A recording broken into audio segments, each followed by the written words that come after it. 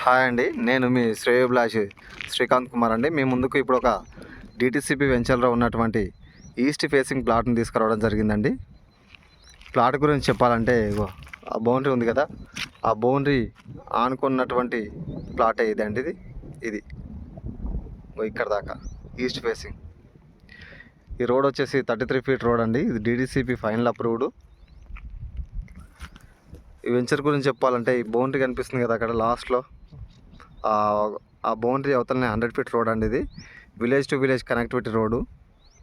ఇంకా ఈ వెంచర్ చుట్టూ కూడా ఎక్కువ ఫామ్ హౌజెస్ ఉన్నాయండి. ఒకటి కనిపించేది ఫామ్ హౌస్, అండ్ ఇక్కడ కూడా ఒకటి ఉంది. ఈ చెట్లలో కూడా ఒక ఫామ్ హౌస్ ఉంది.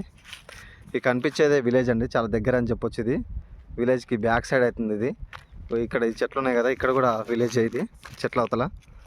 అండ్ అదేవిధంగా అక్కడ ఆ బౌండరీ కనిపిస్తుంది కదా, ఆ బౌండరీలో విల్లాస్ ఉన్నాయండి. దాంట్లో దాదాపు ఒక 80 విల్లాస్ దాకా ఉంటాయి. ఆల్రెడీ సేల్ అయిపోయినాయి, దాంట్లో ఆల్రెడీ ఉంటున్నారు కూడా. ఈ వెంచర్ గురించి చెప్పాలంటే మనకి ఎగ్జిట్ నెంబర్ 15 నుంచి ఇక్కడికి ఒక 3 మినిట్స్లో రావచ్చండి. అంటే దాదాపు ఒక 1.5 నుంచి 2 కిలోమీటర్ డిస్టెన్స్లో వస్తుంది ఇది. ఎగ్జిట్ నెంబర్ 15 నుంచి రావచ్చు, ఎగ్జిట్ నెంబర్ 14 నుంచి కూడా రావచ్చు అండి ఇది.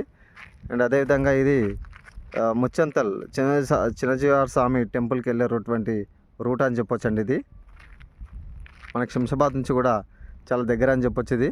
ఎందుకంటే శంషాబాద్ నుంచి డైరెక్ట్గా ఓఆర్ఆర్ మీద రావచ్చు, ఎలాంటి ట్రాఫిక్ ఉండదు. ఇది ఈస్ట్ ఫేసింగ్ 200 స్క్వేర్ యార్డ్ అండి. రేట్ వచ్చేసి 14,000 చెప్తున్నారు. ఏదంటే నెగోషియేషన్ అవుతుంది. కాబట్టి ఎవరైనా ఇన్వెస్టర్స్ మంచి ఛాన్స్ అని చెప్పొచ్చండి. Thank you.